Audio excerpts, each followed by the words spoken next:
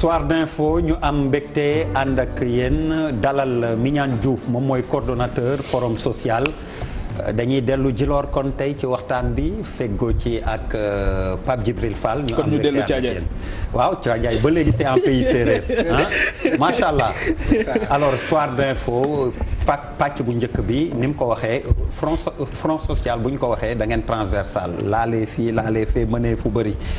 waaye tey conférence de presse bi ngeen doon organiser defe naa li ci gënoon a fës courant bi la waaye it Guy Marius Sagna ak ay ñoñam ñu teg loxo gannaaw manifester ci xibaar yu mujj concernant cas Guy Marius fa la ñuy tàmbale am nañu retour de parquet mais retour de parquet bi ci li ñu dégg ci avocat maître Moussa Sarr dañoo gën a diisal charge yi ñu teg seen ndodd te juge d'instruction lañ njort ni dinañ ko jox lan mooy seen réaction bu mujj kon gannaaw seen conférence de presse mi ñaan jërëjëf maa ngi leen di nuyu sama jarbaat di nuyu itam ñi leen di déglu bu baax suñu réaction mooy que nii ñoo ngi xaar xëy na yoon wax li muy def ba léegi nous continuons di gëm ni droit au Sénégal justice Sénégal dana def li nga xamante ni mooy liggéeyam lan moo xew ba ñu yegg si fii yokk nañu courant annoncé ko le 27 novembre bu passé directeur Sénélec ñëw nii dama am ci sama entreprise bën boo xamante ni xayma naa ko ci 12 milliards 191 millions te dinaa yokk courant bi ngeen fay lu gën a cher ndax ma mën a fatt trou boobu mais ñu dellu ci ginnaaw tuuti gis ne avant que moom muy ñëw ki fa nekkoon te mu wuutu ko newoon nañu Sénélec léegi stabilisé na ba sax mën na jaay courant ci bitim réew. te ñu ngi jaay Gambie ci xibaar ñu ngi jaay effectivement Gambie courant. kon ñaari wax yu xaw a wuute la. ñu xamal ñu ne Sénélec mu ngi stabilisé wu am na capacité de production en quantité et en qualité te sax boobu ci jamono newoon nañu. kenn xalaatu sax yokk courant dañuy xalaat kay 2020 nu wàññi courant bi loolu ba léegi mu ngi ci VAR bi mu ngi ci documents yi mu ngi ci journaux yi donc nu bëggoon a xam nag ci diggante bi ci diggante wax jooju ak bi ci bees le 27 novembre lan moo soppeeku. yéen ban responsabilité ngeen ci am ban rôle ngeen ci war a jouer tey. suñu rôle ak suñu responsabilité nekkul ci annonce bi mais li annonce bi di jur. maanaam bu nu yokkee courant bi sëñ bi Fall xam nga ni. abonnement wu Sénélec nee nañu léegi ñu ngi ci 68%. jóge nañu 57%. dem ci 68%. ci milieu urbain. jóge 24% ci milieu rural dem ci 47%. en termes de gestion ci waxtaanu jumtuwaayu comptabilité. plus nga am ay clients. plus nga am ay jaay marchandise plus nga mën a wàññi njëg li donc ñaari mbir yooyu am nañu stabilité mën nañu jaay courant abonnés yi yokk nañu 68% mais nu comprendre ñun yokk bi te argument yi ñu wax ne am na gàpp 12 milliards ñu ne benn nañ fexee xam 12 milliards yooyu fan la jege est-ce que ci 68% yi abonnés yi ñoom ñoo fayul ku ci fayul dañ fexe nga fay wala est-ce que problème mu gestion la bu dee itam problème mu gestion bu dee pël yee fa jaar ci seen gestion am nu nu doxalee ci gestion boobu nañ jàpp pël yi ba léegi amagul réponse ci loolu donc su réponse bi mooy que ni sëñ bi mën nañu yokk dund gi yokk loyer bi yokk pajo bi yokk école bi yokk transport bi bëgg a yokk nag courant bi. alors Mignane est-ce que tamit du nguur gi tout simplement parce que def nañ ci émission. jàkkaarloo mais ki ñu recevoir on a ressenti que bëggul wax ji. directeur général it xam nañ ni du wax ju est-ce que du nguur gi rek a soxla xaalis ni ñuy wax ci session budgétaire lañ nekk. comp exactement ñu ne ci poosu askan wi lañ ko jël est-ce que c'est pas aussi simple que ça en fait. waaw mënu ma waat ni loolu la mais ku ci nekk mën nga ci am ñaaw njort ne mën na am loolu la. avant sax loolu état bi def na. benn budget rectificatif. oui. mais yooyu yëpp xanaa xamuñ ko woon ba ni def yooyu budget rectificatif. oui. planification bi. waaw boo boolee loolu yëpp sëñ bi gis itam ne ci li nga xamante ni mooy nguur gi ci boppam ak banqaas yi mu ëmb agence yi bari na institution yi bari nañu lu ñuy jël ci xaalis te yooyu xëy na bu nu fa xooloon bu baax ñu mën a xool agence yi président doon wax ne dañ koy wàññi xëy na bu ñu leen a boole woon ci benn dynamique groupage mën na am ñu def économie ba mën a am fenn fu ñu mën a fekk 12 milliards dugal ko ci gab bi te adduna gi continuer facilement pour société bi. léegi der bu loolu amul. ñu xool itam institution yi. seen mode de vie président moo ne woon fan yële 17 milliards ci téléphone yi. der on est à l'ère de la cybernétique maanaam ñu ngi ci jamono xarale goo xamante ni communication bi gaaw na gaawaay goo xamante ni ku bëgg. administration bu yomb. war nga mun a am jumtuwaay yoo xamante ni dootoo fay téléphone lu ñu lay. oui dina wàññi sa facture. 17 milliards ak 12 milliards ba ko comparé. est-ce que c'est normal que ñuy gaspiller 17 milliards ci téléphone yi di laaj consommateur 12 milliards. je pose une question. léegi leneen li aussi mooy toujours pour rester ci wàllu social bi yéen tamit c'est vrai ay acteurs ngeen ci société civile mais da ngeen a bokk tamit ci ay kuréel yoo xamante ni dañuy yëngu ci wàllu patronat bi tey jii dette intérieure bi bu ñëwee fekk si li nga xamante ni ñoo ngi koy jooy ci wàllu yokkuteeg yooyu sur le plan social te at bu jot yaakaar naa gouvernance Sall dañ naan année bi année sociale la yéen booy apprécier en réalité la teneur ci wàllu la slogan la wala ndax réalité la.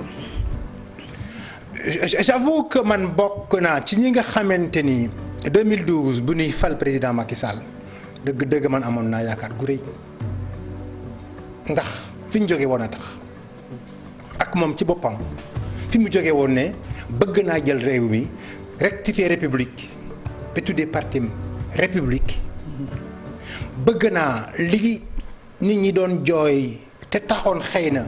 ma am jafe-jafe ak ñi ma nekkaloon ba jóge fa ci anam yu ñu xamoon man voté woon naa bokkoon naa ci ñi nga xamante ni dëgg amoon nañu yaakaar ni année sociale lay doon mais comme ni ko benn kilifa doon waxee itam am naa tuuti déception. gannaaw courant bi ñu wax ci ndox mi it dafa yemook sa ñëw. am naa tuuti déception boo xamante ni dëgg lii ma doon xaar te defe naa du man rek. te li ma gënaloon itam mooy que ni moom président. ak fi mu jóge woon ak ni nga xam ne noonu la jéeg woon ci nguur gi ñu am ndam yoo xamante ni bu ëllëgatee ñu mën a tànn kenn ci xale yi. mais sur le plan social mais sur le plan social aussi def na bourse de sécurité familiale def na y a une délégation à la solidarité nationale. il y a beaucoup de choses yoo xamante ni entreprendre na ko sur le plan social. pour corriger ce qu'il appelle les inégalités entre le monde rural et le monde. et c'est ça la contradiction entre bëgg a def yooyu yëpp bëgg itam yokkee ne ni charge ci kaw ñooñu ci courant bi c'est ça le paradoxe on ne peut pas. xam ni nit ñi sonn nañu bi ngay génne ay bourse di leen jox. bëgg itam yokk seeni dépense ci quotidien bi. li nga joxe te Sénégal nag warut mën a doon à peu près 12 milliards prêts pour stabiliser la Sénélec. bu fekkee dafa am déstabilisation. 12 milliards. je suis sûr que. et que subvention nañ defaat nañ subvention keroog assemblée nationale prévoir nañ subvention de 100 milliards yaakaar naa. alors bu nu xooloon bu baax a baax ci agence yi. xool ci institution yi wàññi train de vie de l'État wàññi téléphone yi ak leneen dëgg am na fu ñu mën a fekk 12 milliards yuy tambambaalu ci dépenses yi publiques. yaa ngi ko doon wax ndox mi dugal ko voilà pour ñu avancer dans le débat pour ñu li ñuy jooy ci. SDE mu ngi waaj grève. et SDE tàmbali nañ ci suba. Tëngéej sa mbokk séeréer yi commencé nañ fa jaay saret ci bërigo ndox 1000 francs donte nag ñu bëri il faut le dire aussi coupé guñu. ok alors problème ndox bi. yaa nga may indi nag ci loo xamante ni weer yi yëpp bokk na ci li ñu mobiliser. te lii dafay firndeel ni bu nu dee wax affaire ndox bokk na ci mu doon loo xamante ni moomeel la goo xamante ni askan ngee ko moom te itam muy lu yàlla maye. grève bu personnel lu SDE kenn ñaanu ko kenn itam bëggu ko ñun suñu bopp ñu ngi doon waxtaan ak ñoom ba démb ci ngoon ci guddi taar sax ci guddi li ñu mën a def. ba bañ a couper ndox mi mais c'est une revendication d'avoir 15% ci capital bi on le soutient totalement. lu yenu maanaa la ndax mënuñu jox pourcentage waa SONES waa ONAS mais bàyyi ñiy liggéey ndox mi par loola boo xamante ni dafa ñëw laxasoo ci ni déroulement wu lancement appel d'offre ndox mi demee. ñiy liggéey bu naaj bi safee ñoom ñoo fa ne buy taw ñoom ñoo fay ne bu résultat amee ñoom ñoo indi résultat yi nga d'accord ne ñeneen naa leen sedd bàyyi ñi nga xamante ni ñoom ñooy indi alal yi nga xamante ni moom nga bëgg a seddale. moo tax ñun dañuy supporter seen revendication di leen ñaan itam ñu wut beneen moyen boo xamante ni xëy na buñ fa jaaree seen revendication ñu déglu leen. te ñu bañ a couper ndox mi mais itam di exiger du ministère de l'hydraulique et de l'eau et de l'assainissement xaw ma mu jox ak yelleef ñi nga xamante ni ñoo fay liggéey. kon léegi mbiru te bàyyi parparloo. léegi kon coowal Suez ak SDE léegi tabbi na géej jeex na. déet yeggaguñu foofu. normalement coowal Suez ñun sunu plainte yi ñu ngi OFNAC xamal nañu ne lan ngeen di jàmbat yéen. ñu doon jàmbat mooy ñaari mbir yoo xamante ni dafa ñuul ci appel d'offre bi. lan muy benn conflit d'intérêt Suez ak ay alliés am ñooy tabax jumtuwaay bi ñuy wooyee KMS 3 Kër Momar Sarr 3 ñoom ñoo ko tabax d'ailleurs ba léegi foofu ñu ngi ci retard ils n'ont pas encore livré l'ouvrage. te état bi dafa noonu boobu jumtuwaay bu pare. gap bi Sénégal Dakar manqué ndox. waay moo koy combler. dootuñu am problème mu ndox. benn ñuul bi ci jumtuwaay boobu Suez moo koy liggéey est-ce que yaakaar nga ni kii liggéey jumtuwaay bi. bu paree ñu war ko livrer est-ce que rafet na moom mi ko liggéey. ñu ko koy livrer mu réceptionné ko ba pare nag dellusiwaat di ko utiliser. pour c'est un conflit d'intérêt qui est indiqué. ci document DAO bi ak document ARMP à la page 250 au chapitre 2 article 9. pour être plus précis da ngeen yaakaar ni guerre ak mbuxum dafa am ci contrat boobu. dañ ko yaakaar lu bari moo tax ñu porter plainte fu nekk. ndax guerre gi feeñ na ci maye gi am diggante Suez ak waa ministère. maye lan. maye oto. maye nag pour man même bu dee peppu gerte bi ma béy. maye la sëñ bi Fall. boo lancé appel d'offre da nga bëgg a construire sa kër. moom muy entrepreneur man may entrepreneur. keneen di entrepreneur. ñu ñëw déposer ci yow ay documents ne dañoo bëgg a construire sa kër. ma jaar ci ginnaaw may la xaru tabaski. sa jabar gis ma may la xaru tabaski. nga waxtaan ak moom ci appel d'offre pour construire kër gi mën na am kat. yow laa koy jox. te loolu am na te kenn weddiwu ko. ndegam nag maye amal na.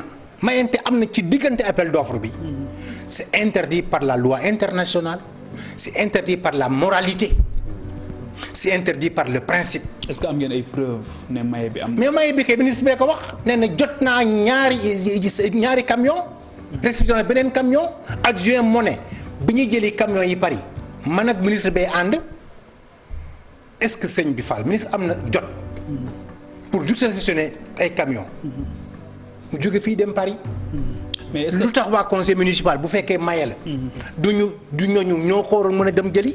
te liggéey bi continuer ci ministère bi. léegi autorité yooyu wala arbitre yooyu ngeen dem jàmbat fa loolu lan ngeen di xaar ci ñoom fii ñu toll. ba nga xam ñu def yoon wax yoon bu ñu waxul itam yoon def yoon ñu xam ne li ñu doon ñaaw njort ne moo am ci appel d'offre international bi boole SDE Suez ak Veolia.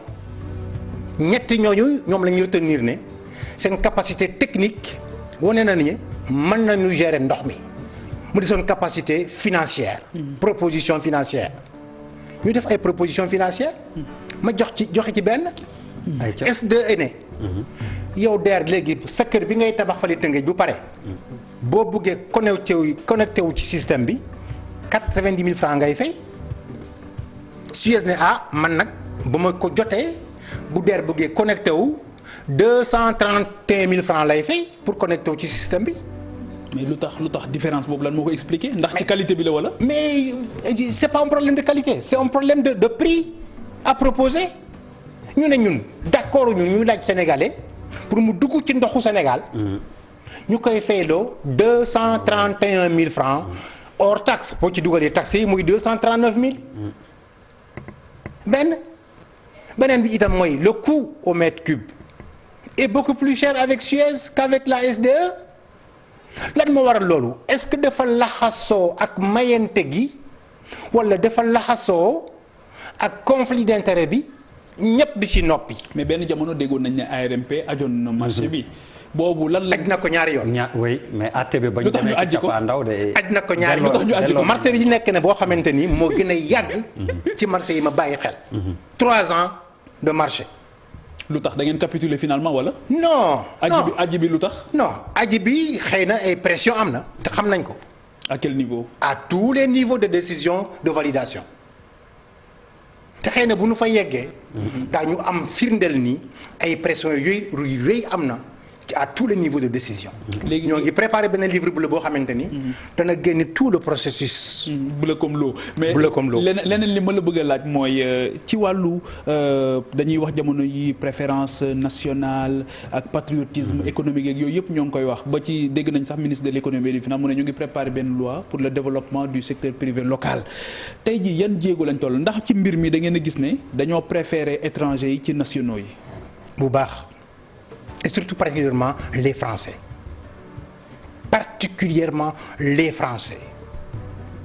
est-ce que sëñ bi Fall yaakaar nga ne nit mën a dem tey France ubbi fekk ñu ubbi foofu benn appel boo xamante ni appelu distribuer ndox lay doon appelu gérer le foncier français lay doon kenn xalaatu ko appel bi ñu xam nga noonu ne au début bëgguñu ko woon ubbi international.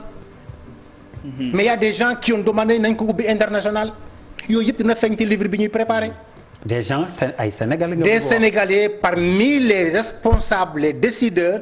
qui ont demandé beaucoup d'influence pour que l'appel soit un appel international. on n'a pas ouvert l'appel de la téléphonie.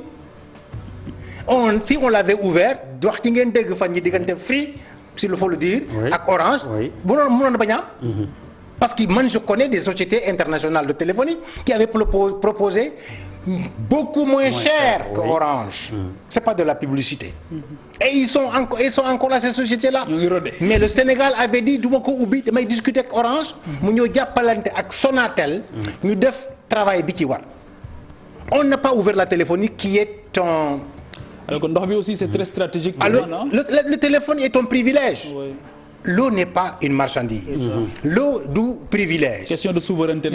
L'eau est un facteur de souveraineté et un facteur de développement interne et sous-régional. léegi beneen mbir bi DER ci wàllu société civile nationale comme africaine sous-régionale dafa mel ni combat yu ci bari léegi jeunesse bi c'est vrai activisme bi dafa mel ni dañu jël place su secteur société civile traditionnelle ak syndicat yi société civile traditionnelle lan moo waral loolu. vous êtes à la remorque. en fait. mais pas plus la locomotive. non mais c'est exactement ça. li ko waral ñaar la mondialisation. dafa toll ak ñun foo xamante ni lépp lu doon yëngu. di contester. di revendiquer di dénoncer mondialisation wan na la c'est pourquoi le mouvement Forum social mondial est un mouvement altermondialiste contre la mondialisation ndax mondialisation dafa doon jaan gu ñuul goo xamante ni bu génnee ci pax mi ku ci amul fit rek bu génnee nga daw boo dawul mu wonn la bu la wonnul rey la bu la mënta rey corrompre la foofu lañ toll moo tax parti politique yi que ce soit de gauche de centre on les entend plus pratiquement les grands syndicats yi doon taxaw ci situation bu mel nii ne mënatuñu fay courant bu cher ñu ci bëri mënatul leen a dégg ndax itam xëy na mondialisation am na fu mu leen a téye. un pacte de responsabilité nee nañ. et puis les grandes ONG qui aussi donc à l'époque jouaient le grand rôle d'alerte. ñu ci bëri tey daanu nanu ana sunu kongaat déggati ngeen kongaat buy wax. kongaat vraiment géej naa leen dégg. kenn déggatu ko mu wax. ci situation yu mel nii kongaat daan na génne déclaration. mobiliser ONG yi woote ndaje. mais la plupart d'entre eux aussi ñoo ngi ci institutions yi. mais moo tax may la mondialisation. c'est ce que je te confirme la mondialisation a tout phagocyté. donc lan moo des. le mouvement altermondialiste et ses flancs de mouvement altermondialiste bokk na ci les nouveaux acteurs des mouvements sociaux yi ngeen di dégg en Afrique au Sénégal au Burkina au Congo ñooñu ñëpp daanaka ñoo ngi tibbee ci éclaboussement mouvement altermondialiste quand on a organisé les grandes éditions de forats sociaux mondiaux en Afrique. c'est nourricière bi daal. alors Mignane xëy na balaa ñuy jox Fatou Kiné nga xam ni te fan yi am na coow yu fi jib tamit yu bëri yoo xam ne mun ngeen ci indi seen gis-gis très rapidement drogue bi faux billets yi. tout ça bokk na ci mondialisation. drogue bi Sénégal demoon na ba kenn xalaatut woon li ñu fiy gis tey ci quantité ak périodicité. arrivé au drogue kenn xalaatu ko woon mais léegi bi ma mujjee Amérique latine. Venezuela ak Brésil. sunu mbokk yi fa nekk di liggéey ak ñun ci mouvement social mondial. nee nañ ma boo leen deful ndànk Sénégal dina jaar plaque tournante drogue. donc il faut que ñu bàyyi suñu xel ci loolu. parce que Sénégal la position géographique géej gi jaww ji ak aéroport bi ak yoon yi mu ubbi ci digganteem ak Mali Niger Gambie Guinée-Bissau Guinée-Conakry Mauritanie. da doon foo xamante ni yomb na pour nga dugal fii li nga xamante ni baaxul. maintenant faux billets yi nag foofu dëgg-dëgg DER bu ñu waxee dëgg. ñi fiy dugal faux billets yi ci gën a bari ñu ngi ci système bi. ndax faux billet pour nga liggéey ko ba mu doon faux billet. dafa laaj d'abord xaalis gu takk koo xamante ni boo ko amul mënuloo ko def. mais boo ko defee ba pare aussi. pour nga mun a dugg ci dëkk bi il faut nga am koo xamante ni mooy sa complice. te complice yooyu mënta nekk pël boo xamante ni mu ngi Linguère. jekku na pël yi tey Pape Djibril. waaw je pense que ne traversé nañ l'essentiel des questions li ñuy xaar daal ci ñoom peut-être mooy beaucoup plus de présence que ñu gën a audible ndax daan nañ leen dégg mais ñoom aussi li ñuy reprocher société civile bi aussi dafa mel ni daf leen daal parce que ñoom aussi yenn saa yi tant que patronat bi mattuñu ko rek doo leen dégg quoi. non wax nga dëgg sax. man je suis sûr que li ñu mënoon a def. defuñu ceer bi. mais xam nga fii li fi jafe. surtout sur les questions d'intérêt national. oui comme tey jii wàllu njàng mi ak njàngale mi. wàllu nangam ak yooyu duñ leen. gis nga fànn yooyu yëpp. am na lu ñu fa liggéey ñun teg ko foofu. njàng mi par exemple COSYDEP. a été le fruit d'une réflexion d'une édition de forum social mondial à Nairobi. mais est-ce que relève bi parce que souvent aussi yéen li ngeen di dal ci politique yi mooy dal aussi yooyu. c'est des gens qui ne quittent pas leur poste souvent donc on a un problème pour le renouvellement. jafe-jafe yi mooy que ni léegi pour nga am militant citoyen qui est prêt à travailler bénévolement comme moi volontairement sans salaire ni revenu ni rien loolu moo tax pour nga am relève mi nga xamante ni nekk na à la hauteur des défis jafe. alors pourquoi vous n'êtes pas assez attractif. non assez attractif parce que xëy na on n'a pas l'argent. mais justement Pape Djibril vous touchez un problème boo xam ne dafa am solo et ça me vient à l'esprit souvent on exige des politiques ñuy leeral ak yëpp mais c'est vrai que am na ONG yu bëri li leen xëy voilà li leen na sa xel fragiliser leen mooy l'origine de leur financement. L'origine des financements des ONG depuis le début des années d'après-guerre ça a été des mécènes et des bailleurs. Ces bailleurs étaient des fondations yu dajale woon xaalis bëggoon faj li dem ni violence sur les femmes sur les enfants les victimes de guerre ñooñu ñoo doon financer ONG ba tey mais il se trouve que période de financement boobu dafa weesu ndax ñu ngi ci mondialisation boo xamante ni tey ñi yore xaalis bi dans la mondialisation ils ne sont pas ñoom parewuñu pour continuer di appuyer yooyu ONG ñoom itam ñu mun a appuyer ONG locale ay groupe d'intérêt dañ ci rax alors ñu dem publicité avant continuer plateau bi